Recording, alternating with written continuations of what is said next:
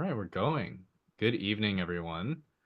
I'm glad that a lot of you could join today. We're going to take a look at some of the PIQs for a lot of our seniors. Definitely, if there are any younger students, you are more than welcome to join to get a bit of a preview of kind of what's in store. But this is mostly going to be geared for a lot of our incoming 12th graders who are going to be doing the college essays and applications coming on.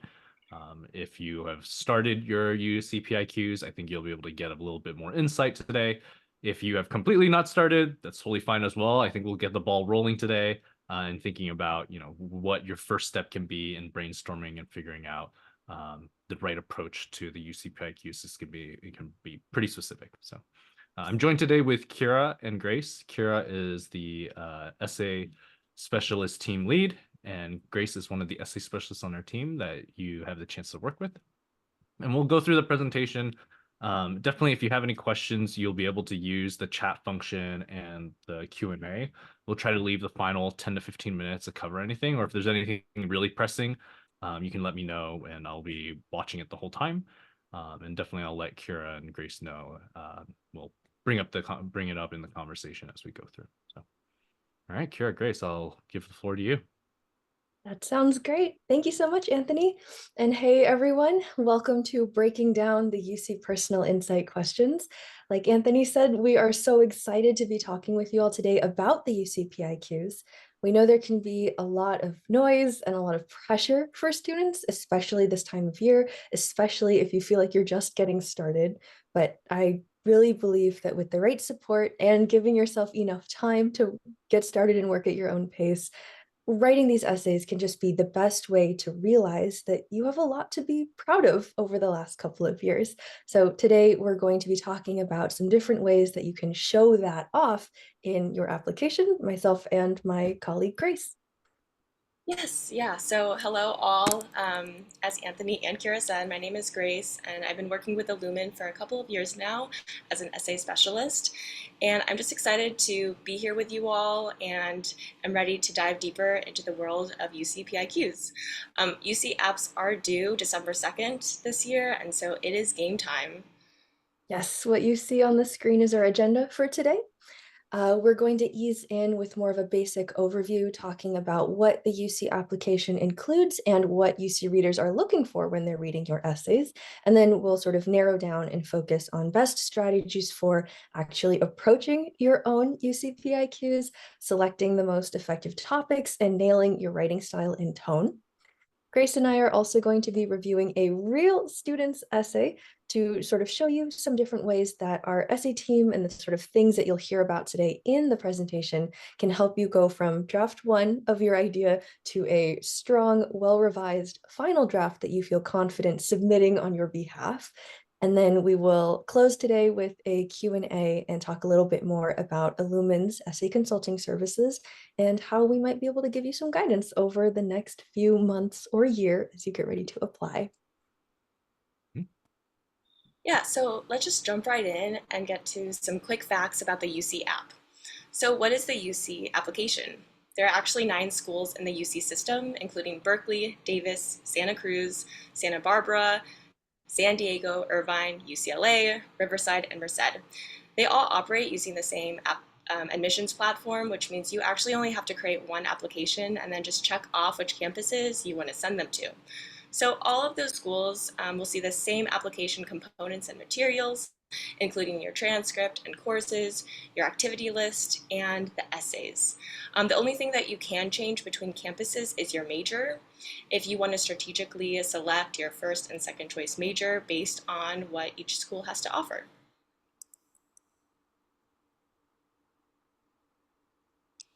Let's take it back a couple of slides. I think we're maybe one Oh, did I ahead. skip? There we go. I'm sorry. All good. It's good to be able to recap everything. So yeah, like Grace said, the essays, you will be sending the same essays to every UC on your list.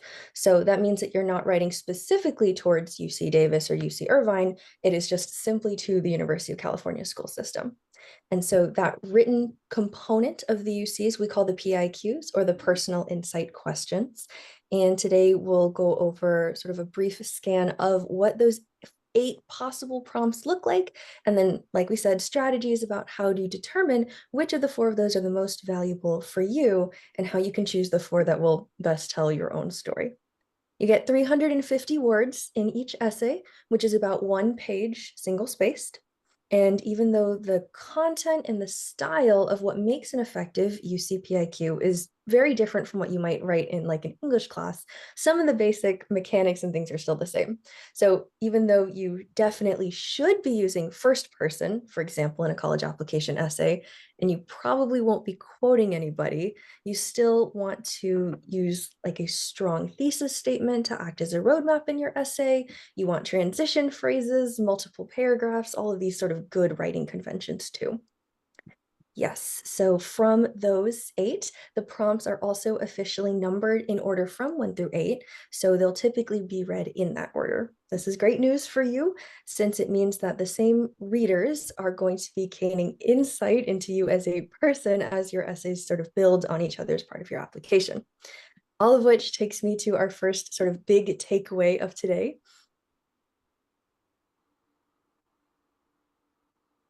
What are UC readers looking for in those applications? Why are you answering all of those different questions? Everything in your application, we like to say, from the classes that you've taken, any community engagement or volunteering, household responsibilities, all of these different things, they kind of boil down to try and answer one big question. Given the obstacles and opportunities in your life, how have you chosen to spend your time over the last 4 years?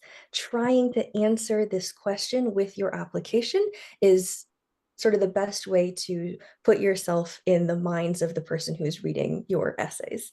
And the essays are a good way to sort of take control of the narrative, we might say, right? To shine a light on the obstacles or the opportunities that you most want to be highlighted in your essays. And then, Grace, will you help us break that down even further? Yeah, so on our next slide, yep. What are UC readers actually looking for? When writing your PIQs, you only have 350 words, like Kira mentioned. That means that every word counts. And we want to share 2 key takeaways to having a strong PIQ. So, number 1 is quantifying your accomplishments with practical, clear examples. Having specific details like numbers. So, in your club, how many people did you lead, for example? If you're writing about scientific research, you could also explain what steps you took to conduct your experiments. And then number 2, readers value clarity over creativity. So on average, an admissions reader may spend anywhere between 2 to 8 minutes on an entire application. I'm going to emphasize that one more time. Admission readers may spend anywhere from 2 to 8 minutes on an entire application, which is so quick for spending so much time. But like a resume, you need to really help your reader understand exactly what you worked on and why it's so meaningful. Save the creative writing for your Common App personal statement, where you might include dialogue and figurative language. Instead, with UCPIQs, be clear, concise, and straightforward. Chances are good that for any club or sport or major you're in, other kids are going to be in it too. But focusing on specific numerical details about your individual responsibilities will help you stand out and highlight what was so meaningful about this activity to you. Yeah, absolutely. Okay, now that we've had sort of a preview to warm you up for what kinds of things are thought about in the application, let's take a look at the actual prompts. So Anthony is going to put in the chat for you all a link to the sort of official University of California PIQ website that has the full and official prompts. What I'm going to do today is just to summarize those for the sake of our presentation and our time with you all this evening. So if you're following along, I want you to get a sticky note and a pen and make a list of, so 1 through 8. And I want you to kind of check off the topics that you think might resonate with you and your experiences, and then sort of cross off or put an X next to the topics that just maybe don't make as much sense for you and your application. Okay, here we go. Prompt 1 offers you the chance to talk about an official or unofficial leadership position that you've held.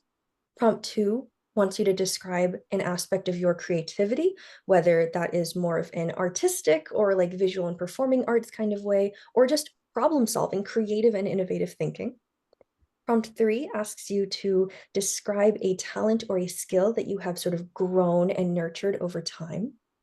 And then prompt 4 is an either or question. So educational opportunity or educational barrier. You can either discuss an exciting opportunity that has helped you learn something beyond the scope of the usual everyday classroom environment, like an internship or a summer program, or you can discuss a barrier that impacted your everyday usual classroom environment.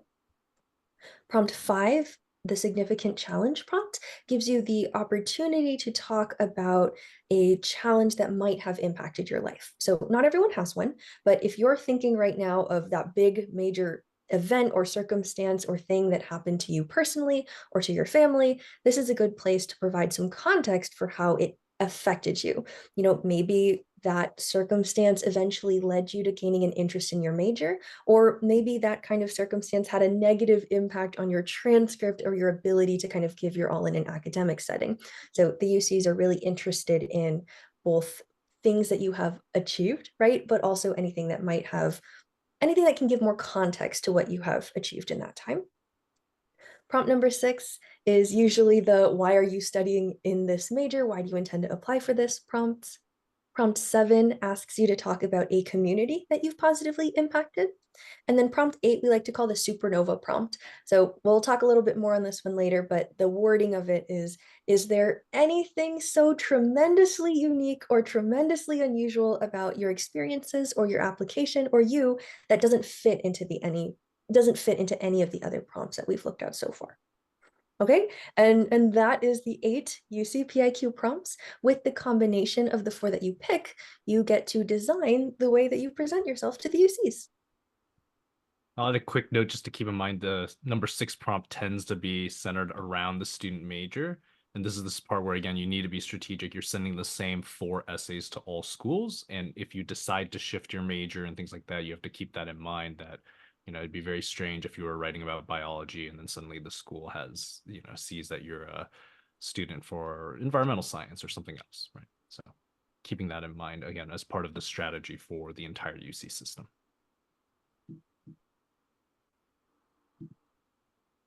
Sure. Okay. So, yeah, kind of touching on both what Anthony and Kira said, it's difficult sometimes, or it kind of feels difficult to pick what 4 PIQs to write about. But the good thing is that you aren't starting from scratch. Instead of starting with the prompts, you can actually start by considering the activities that you've been in and out of school.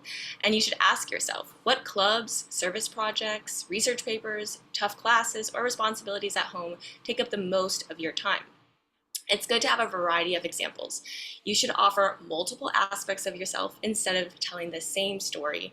Even if you spent 3 years in mock trial, you shouldn't spend 3 essays describing that over and over again. Instead, use 1 essay to talk about mock trial, and then talk about different activities or qualities or aspects in your other PIQs. And then something else to think about is use your prompts creatively. Yeah, absolutely.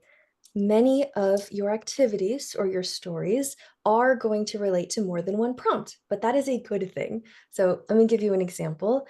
Let's say that you've been competing in DECA, business and econ competitions as a club at school. You could use prompt 1, which remembers about leadership, to talk about entrepreneurship and pitching ideas on behalf of your team, talking to judges, things like that. But let's say you already have a prompt 1 that you want to write about instead, but you can't just leave DECA out of your application altogether. So instead, we want to think creatively about how you can use your prompts to tell your stories. So for example, all those same examples, pitching to judges, entrepreneurship, economics, understanding and sort of translating your ideas and your process in a competition setting, all of those things are still going to apply to prompt number 2, problem solving and creativity. So you would just write your thesis statement and your reflection based on more directly answering prompt 2. You don't actually have to have done anything different in your own experiences in order to take advantage of multiple different prompts, right? Because you can't write you can't write more than 1 essay to the same prompt. You got to pick 4 different ones. So making sure to take advantage of the creativities in your benefit, right? The prompts are there to guide you. So instead of feeling restrained by them, using the flexibility can let you make sure that your most important activities, your most important qualities and values make their way into your application somewhere. Which takes me to my next big takeaway, a little activity. When brainstorming your possible PIQ topics, this is like the first exercise that I assign to all of my essay students, no matter where they are in the process. You want to start by making two lists. Make a list of obstacles, make a list of opportunities. It's okay if you have more than one, if one of the lists is longer than the other. And then you want to ask yourself, which have had the biggest impact on you? Which ones helped you make the biggest impact on others? And how many of those PIQ prompts could reasonably apply to each of your topics? A lot of students just by habit and enjoyment of a certain activity trend in one direction. Like if you know that you're a good test taker, maybe like you've just swept the line in like AMC and Amy and Science Olympiad and USICO, like you have a lot of similar activities. So taking the time to figure out what possible prompts can help you separate your stories and talk about different parts of yourself will help you balance out your 4 PIQs. Yeah, I think that's a great exercise to help feel a little less overwhelmed by the process. Mhm. And something else is balancing out your PIQs. So even where there's a lot of flexibility, we do have some wisdom to share with you all about fundamental elements in your PIQs. So no matter the prompts that you choose, you absolutely need at least one PIQ about your intended major and one about making a positive impact on people around you. Those two are really important and things that UC readers really gravitate towards. For example, a future comp sci major might use PIQ 6 to share about coding challenges they've completed or the hackathons they've won to demonstrate their interest in computer science.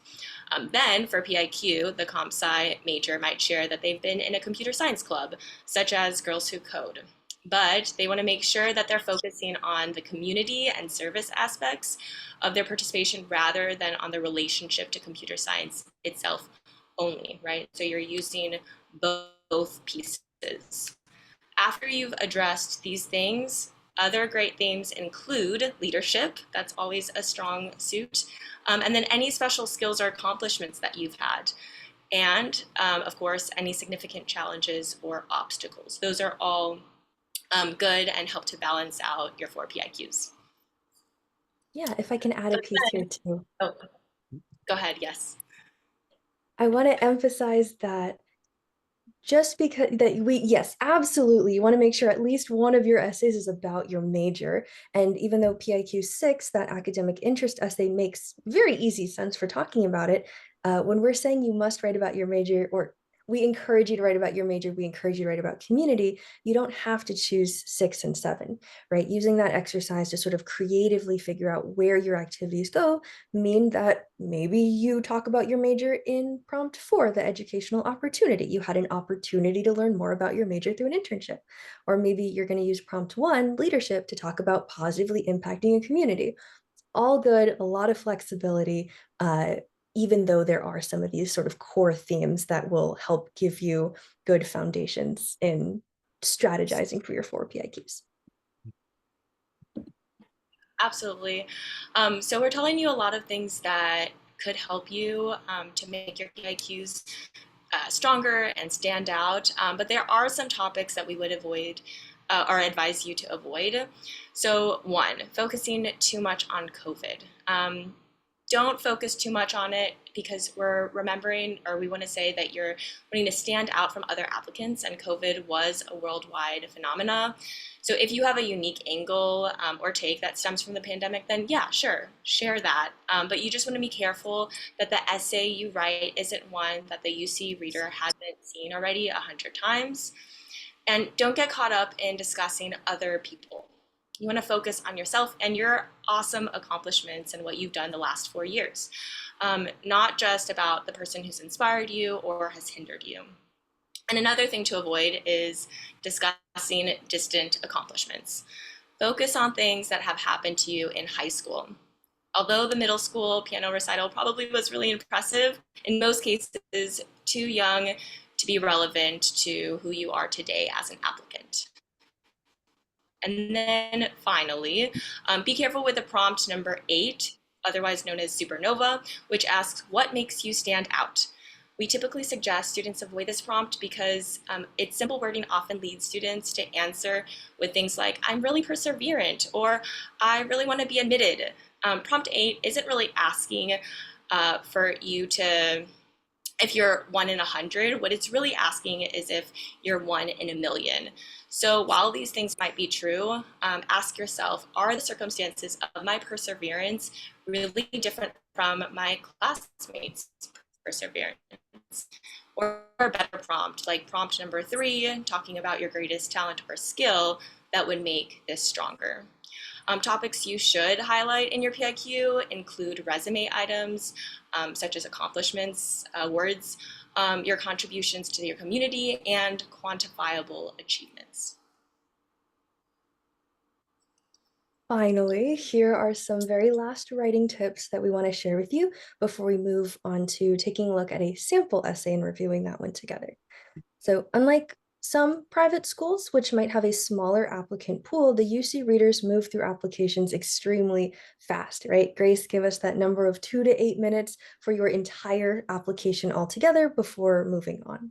So in order to match the speed reading approach of the UC readers, there's a very specific way that we are encouraging our students to write their essays. So some of this is going to be familiar.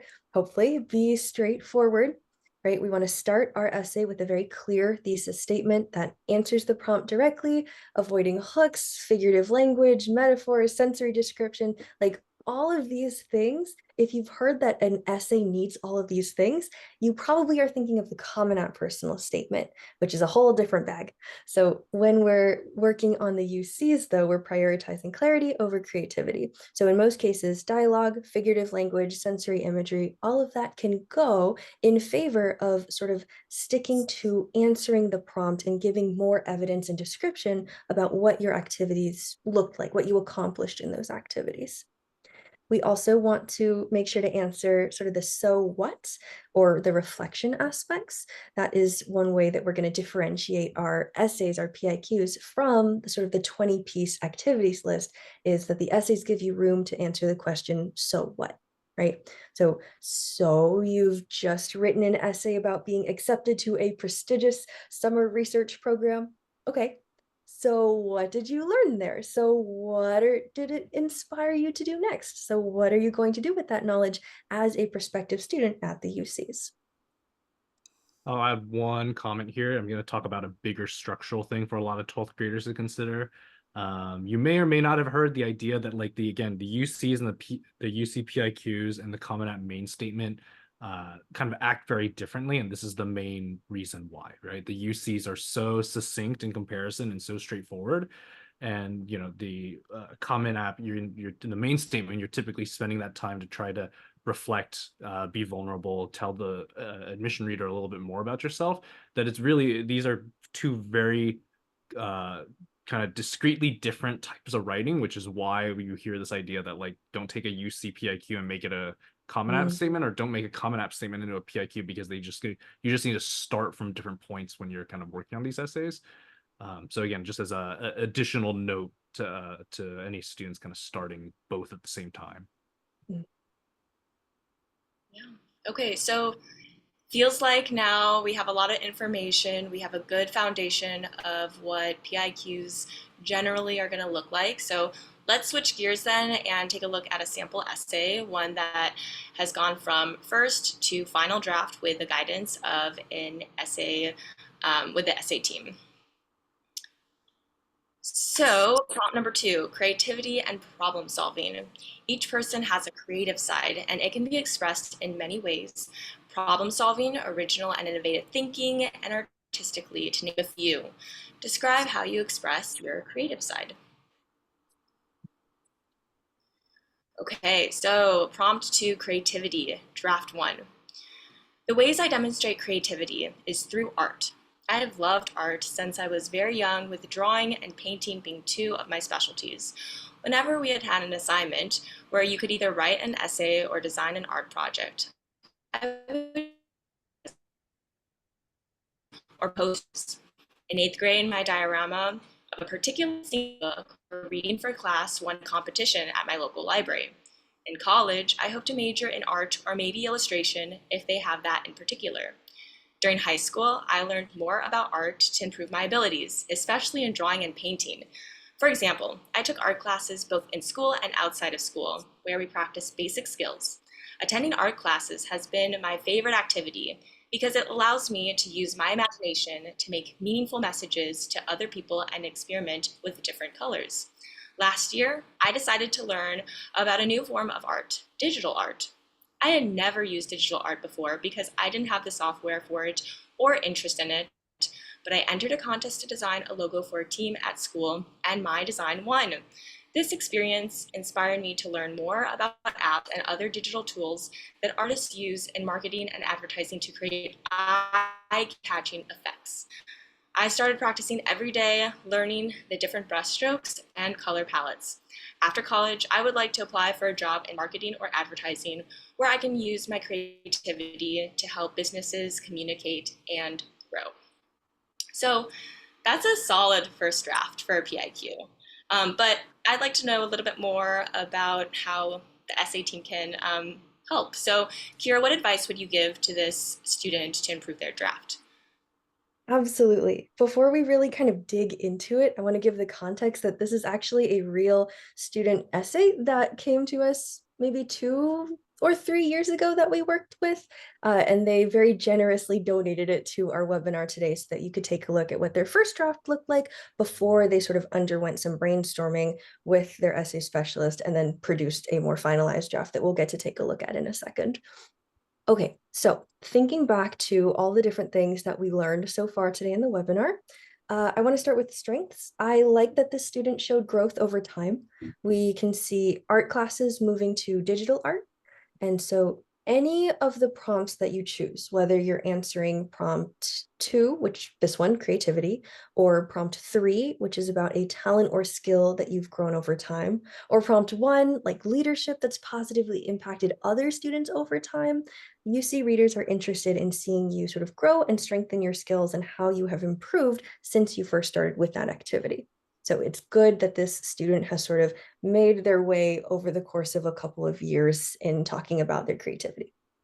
That being said, there are sort of 3 things that stand out to me that I want to first advise the student in making revisions on them. Number 1, keep your anecdotes a little bit more recent. So this 8th grade diorama project is a good memory, and maybe it really was that important turning point in the student's personal life. But from an admission standpoint, hopefully you have all had new realizations or new accomplishments since middle school that you might be able to talk about instead that can sort of show maybe the more advanced version, the older version of where you are in your journey now. The second thing is that obstacles and opportunities slide. If the student hadn't done so already, I would assign them to make the list of specific opportunities, art-related opportunities or art-related projects, so that we could review it together. I really just want to see more in this essay, more specific examples of how they demonstrated creativity through art, what kinds of skills they learned, what kinds of projects they did, how did they get from illustration in the first paragraph to marketing at the end? Very curious about that. And let's see. I think the third big thing that I would share with this student in their essay is needing a more robust thesis. The 2 things we want out of a PIQ first sentence or thesis right in the first paragraph is we want to answer the prompt directly, which the student does. I demonstrate my creativity through art, but we also want that sentence to act kind of like a roadmap. We want it to foreshadow the other activities that are coming up down the line in the essay in order to help out that reader who is moving very quickly through your essay. We don't want to hide important information or new realizations sort of buried in the back half of the essay. We want to make it very clear what you're going to be talking about all throughout the essay. Okay, and maybe the last thing is it's a little short. They give you 350 words for a reason. Do your best to maximize in a way that lets you say everything that you need to say about your essay. And I would say those are the 4 main advice categories that I would give to a student who brought this in as a first draft for us to take a look at together. Okay, so let's move on then to our next draft. We've gone to our essay specialist like Kira, and she's given us some really solid advice. And so this is with all that feedback, and now draft 3. Same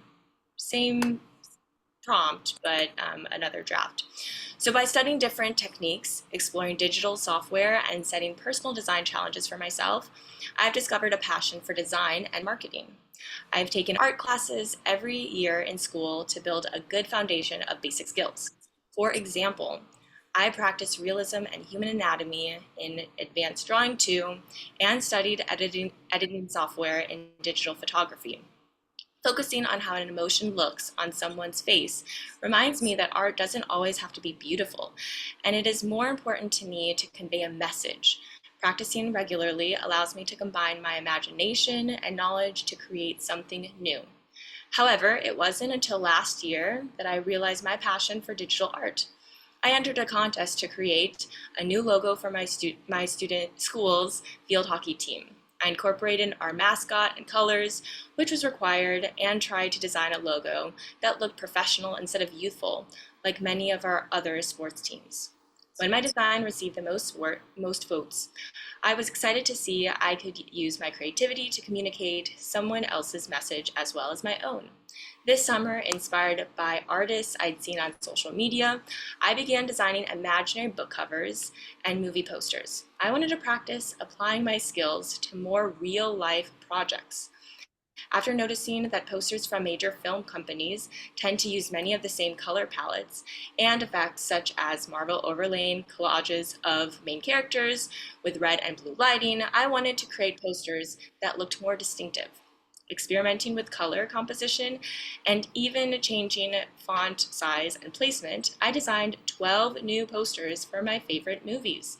I even posted my art to social media and began receiving requests from strangers. Through Coursera, I plan to learn about other software platforms professional artists use in marketing and advertising to create eye-catching effects.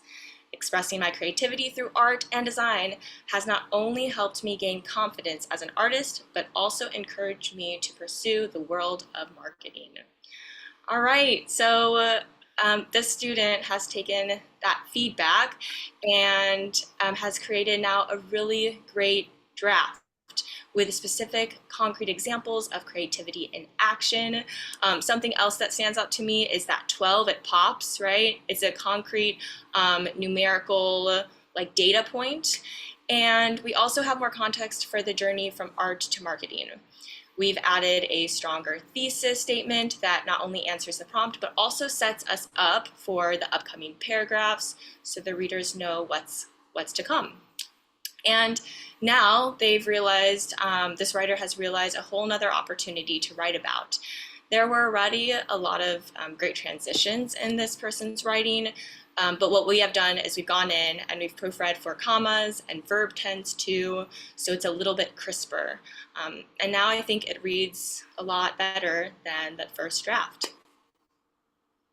If we can take this essay as an example, not just for the writing style, which of course is what Grace and I have been talking about for the last couple of minutes is the writing style, but also just maybe from a younger perspective too, or from a brainstorming perspective about what kinds of topics you could talk about in a UC PIQ. I think that sometimes I have students or families come to me and say, like, I don't always have like official summer programs specifically where I learned all my things. Like I am self-taught. I just took a free Coursera class online to learn a little bit more by myself. Like, is that okay? Yeah, it's fantastic that you took the initiative to learn more about your activity, even if it didn't come through the official structure or formality of a summer program, which of course does have a lot of value too. But I don't want you to burn out all of your ideas just because you think it has to sort of be a certain way, right? The essays are this opportunity to talk about those opportunities and sort of talk about why they are so important or interesting to you as well. And there we have our essay sample for today. I want to again kind of go back. I know that we kind of added some drama, the sort of the time warp of having these two drafts at the same time, but it was a very real essay with very real feedback from a high school student probably like many of you who are watching today, who is generous enough to share it with us.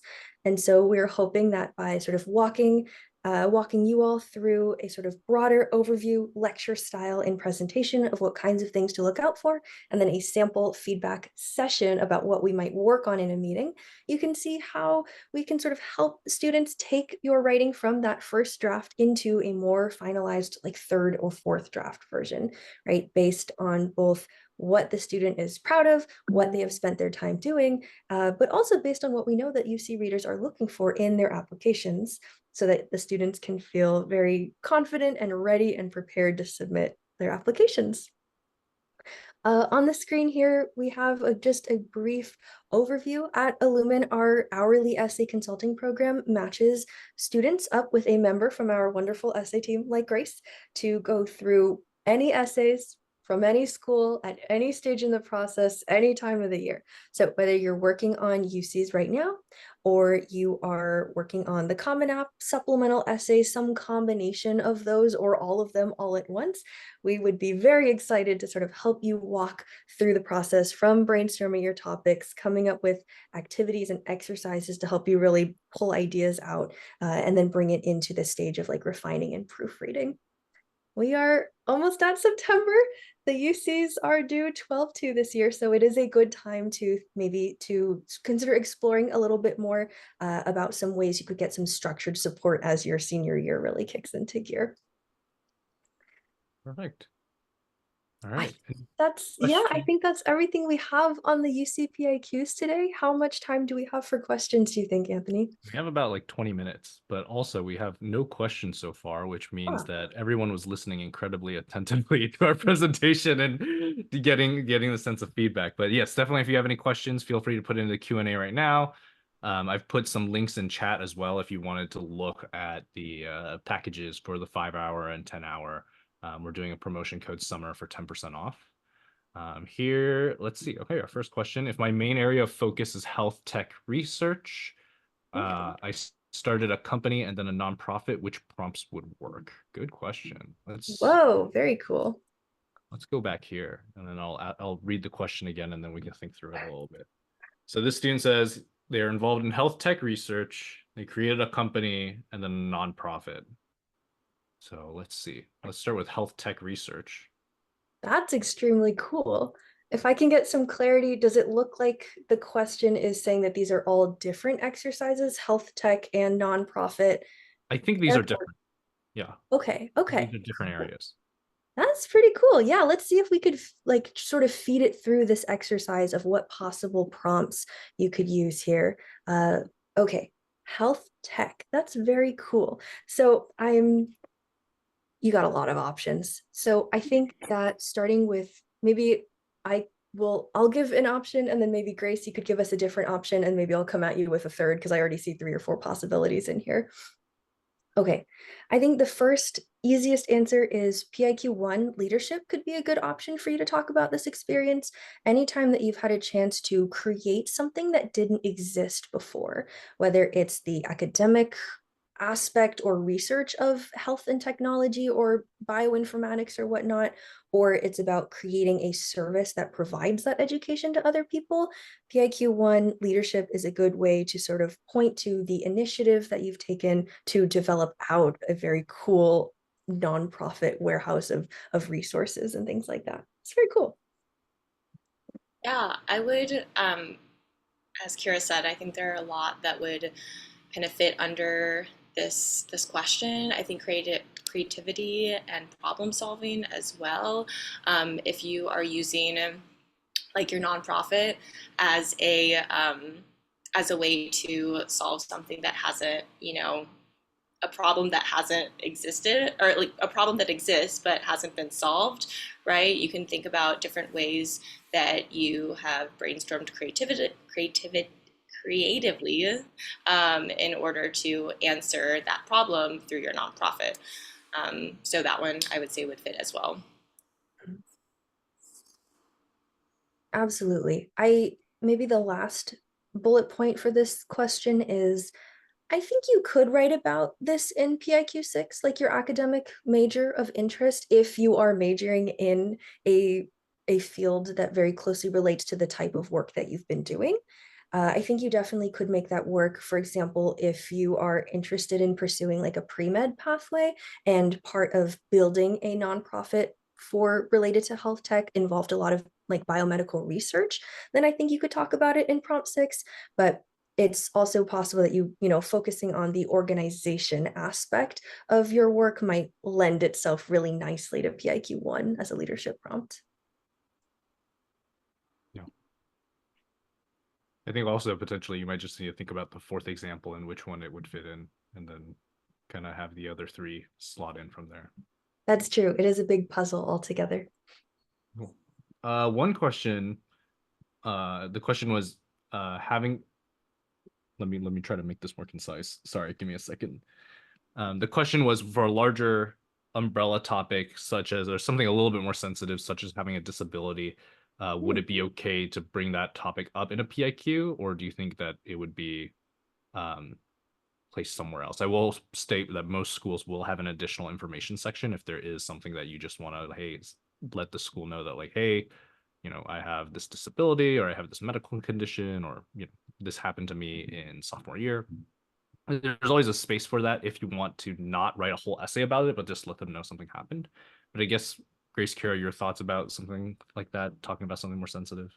Sure. Yeah, I think that's a great idea, doing like using the additional information. That's a really great box to kind of, put all the extra stuff. But also, if this is an area that feels really core to, how you've grown and how the last 4 years have really, like if it's been pivotal in the last 4 years of your growth too, I think that is absolutely something that you could write about. And in terms of writing about it in multiple ways, and I'd love to hear Kira's thoughts on this too, but I think when you're using different examples, like you can use the topic overall, but using different aspects to that topic might be important. So as long as you're able to still look at community, right? So if you found community through like disability, or so that could be like one topic itself or one PIQ, and then looking at like if you found creative ways to live life because of the disability, right? Those are two ways to use the same topic in a creative manner. I would definitely echo what both of you have shared so far. In essence, if it's had a big impact on you in your life, then it belongs somewhere in your application too. I think that the additional information section does work really nicely for this. It's worth noting that the UC version is 500 something, 500 odd characters. So it's not quite the space. You got thinking about the space. Do you want the 350 words to be able to properly clarify and add transparency? Or do you maybe just have a shorter overview of something specific that you want to add? But I do think it is important to be able to provide more context in your life, especially if it has had an impact on your academics. If I can just give a very small, vague example, I had a student who was over the course of their junior year, they were pulled out of their fifth and sixth period almost every week for a semester due to a personal health issue. And that impacted their academic transcript from simply, both the emotional things, but also literally missing class. And if we don't provide the UCs with that information, then all they see is the dip in the transcript. They don't have the context for what else was going on in the student's life. Yeah, I think that was a super thoughtful question. Question about the activity list in the UC apps and how to tie that to PIQs. It's a good question. So UCs I know will give you an option to put 20 extracurriculars. Common App will only give you an option to put 10. I think, to be honest, most students have struggled to get up to all 20, so maybe you'll get away with 15 or 12, or you just put the 10 from the Common App. But I guess how would you build a relation between the extracurricular section and the PIQs? Great question. Yes, so as Grace mentioned, all the way back yonder on like slide 2, your activities list is going to be the same for all of the colleges that you or all the UCs that you send it to.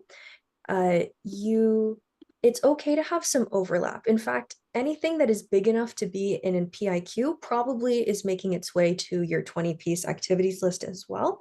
And so probably something to think about here is your biggest activities are probably the ones that belong most in a PIQ, because you need the 350 words to show off all of the great work that you've done, to detail out all of the research that you accomplished, and it just usually doesn't fit into the activities list. Whereas if there's a club, I know that in some places, something like National Honor Society might have a lot of students in it, but even though it's a club, you might not accomplish a lot of projects in it. Probably doesn't need a whole PIQ. You could sort of, squeeze it into an activities list if it was important to you, as well as you're trying to fill up your 20 activities and awards.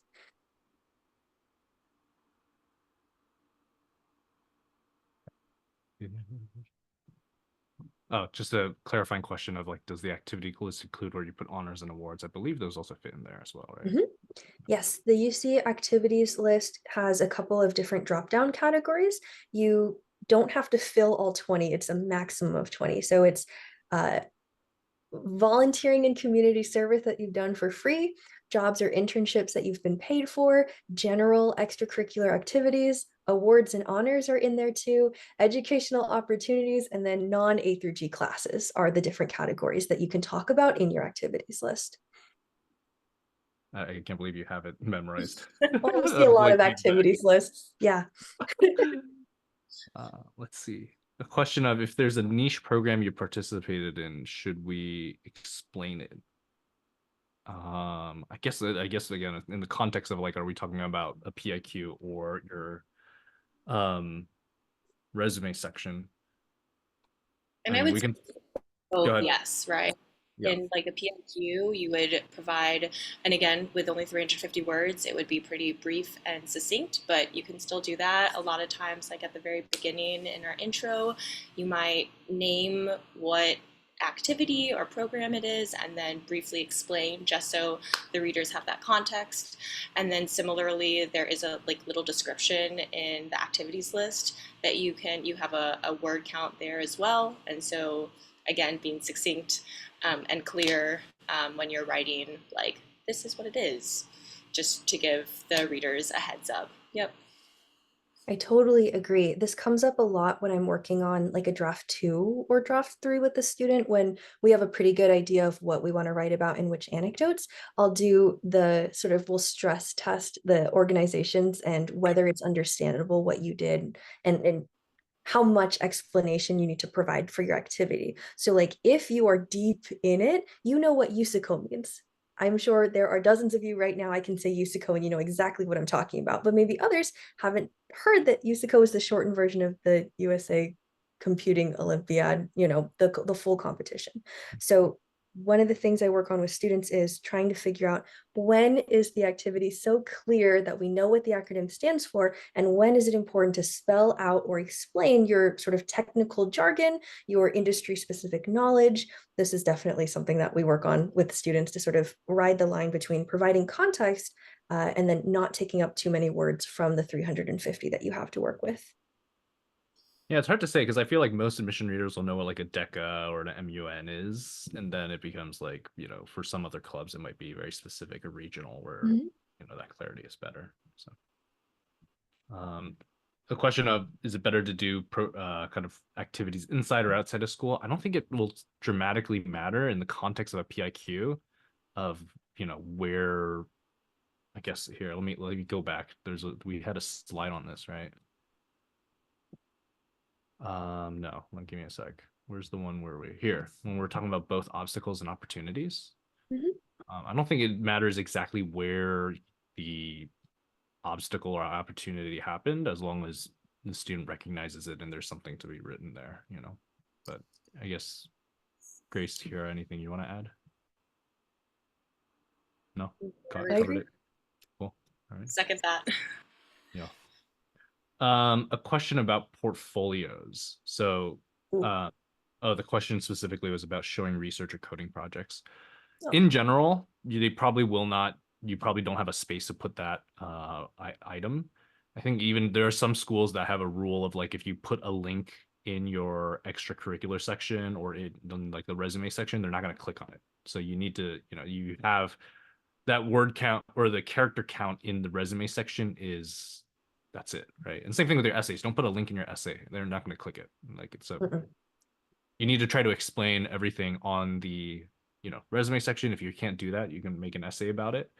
But again, at the same time, I want to clarify, none of these essays are asking you to give us the technical details about your research or something you did, right? They want to know about these things, right? Impact on you, impact on others, and then, what you basically bring to the school.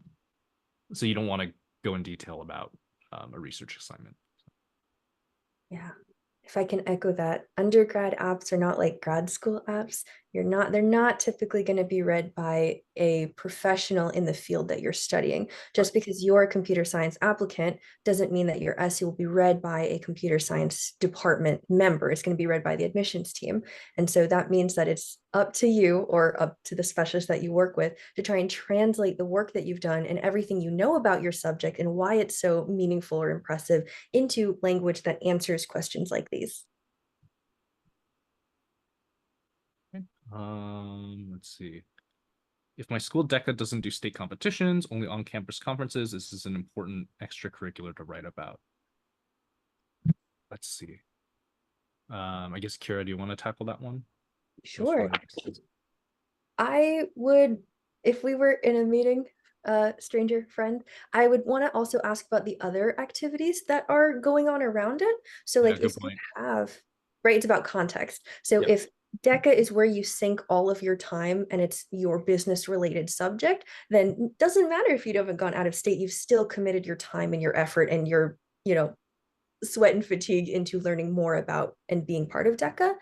If it's only one of multiple examples of like economics that you've learned how to do, or just one program among other business or entrepreneurship programs, and you feel like it's maybe less significant, then maybe it can just be described in your activities list and you don't have to spend your whole essay on it, or you don't have to include it in an essay. Maybe a good thing to consider is like, try not to think like, is this extracurricular good to write? Think is like, is this the best thing that I could talk about? If I only have 4 chances to talk about something, is this something I really want the reader to know? Right. Hopefully that makes things easier. I hope it doesn't make things more confusing in terms of just looking at your list of items and things like that. So, can you elaborate on obstacles and opportunities with examples? Sure. Well, what comes to mind? I mean, at this stage, at the brainstorming stage, it can be pretty like whatever comes to your mind. So, what things have come up that have made, academics challenging, have made, your first, second, third, fourth year challenging, right? So, something that I can think of is like if you, broke your leg and it took you had to do multiple surgeries or something, and it took you out like a few like weeks out of class, right? That would be an obstacle, because it would be something that you're having to overcome, or if you have, like parents are working a lot and so you're the one taking care of those siblings, that would be an obstacle. I mean, it's really like open-ended to what has been challenging for you to do the things that you want to do, to feel successful, right? And then in terms of opportunities, kind of that inverse, right? Opportunities, things that have helped you to grow, that have helped you to explore like your academic interests and other like skills and things that bring you joy, right? So opportunities could be like a camp that was offered, and you took that camp and you really learned from it, and like it planted a seed to now like what you intend to go in for your major. Those are opportunities, but this is like, again, and I'd love to hear from the two of you too, but this is kind of starting off and those words exactly mean what they are. So just think about things that have both hurt and helped you throughout your high school career. I think while brainstorming, what I would recommend is also try to be as specific as possible, right? If the opportunity is a summer camp you went to, maybe it's like, hey, specifically this exercise that we did as part of talking about, this type of marketing, right? Maybe that's, you want to talk that specifically about an opportunity, right? Same thing with obstacles. Maybe it's like, hey, I was part of this club and there was a conflict between this person and I had to go and resolve it, and this was what was at stake, right? Making it very clear, like, hey, here's the um here's the so what of it, right? Here's why this is important to me, or why I think this is important enough for me to talk about. I think absolutely those were all very good examples of ways to do it. If I can give you an example of something maybe to stay away from too, is that there's that, yeah, that prompt 5 significant challenges, like is there a significant challenge in your life, is they do mean significant. Sometimes I have students try and double check with me once they've made their list, like what counts and what qualifies as an obstacle. And the truth is, it really is, ultimately it is subjective, and it is dependent on how much of an impact that you felt it had on you in your academics. But at the same time, try and think bigger picture when once you have brainstormed all your different options. If your obstacle is that uh, you got a B on one test and you're not used to getting B's on tests, and so your obstacle was working really hard to get an A the next time, definitely a good example of like perseverance. And maybe that could be, part of a greater essay on your on prompt 3, like your greatest talent or skill. But I wouldn't call that like a significant personal challenge. I would say a significant personal challenge is, it can be something like enduring or with an enduring impact on you, like mental health could be something like this. As Grace said, like responsibilities for siblings in a way that maybe encroached on homework time. Those are obstacles. I'm going to launch a poll for a free consultation if you're interested. I'll just take this time for some final questions. As well, I think, let me just, obstacles, opportunities, I think it's a helpful exercise just to go through the sample essay and just identify them, because Oh, yeah, totally. mostly opportunities here, right? But like example here, they're talking about the exact kind of technique the student learned in the courses, right? This is why it was important to the student. It's like, hey, it's important to have focus on that emotion, not just have the art look nice. Mhm. Let's see.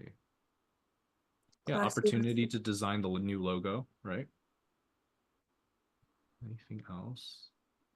There was an opportunity when people wanted to book her to make the new poster, or like people are contacting her to, yeah, receiving requests from strangers, right? To make a poster.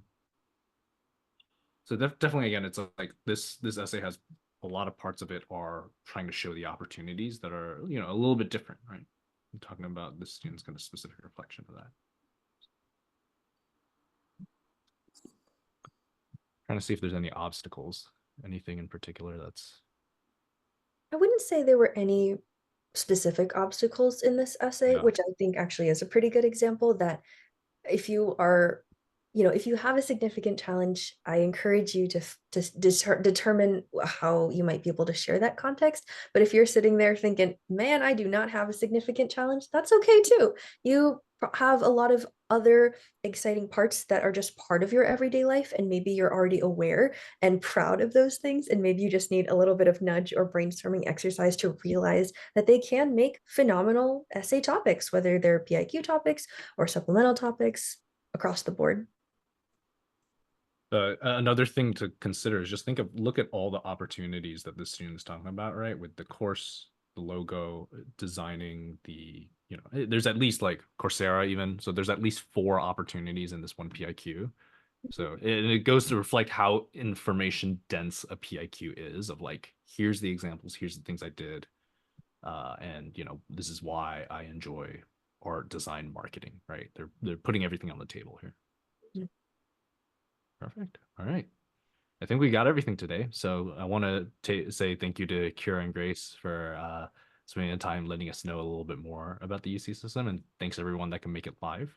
Of course, we'll have a recording. We'll post that probably tomorrow once it's all loaded out. Okay.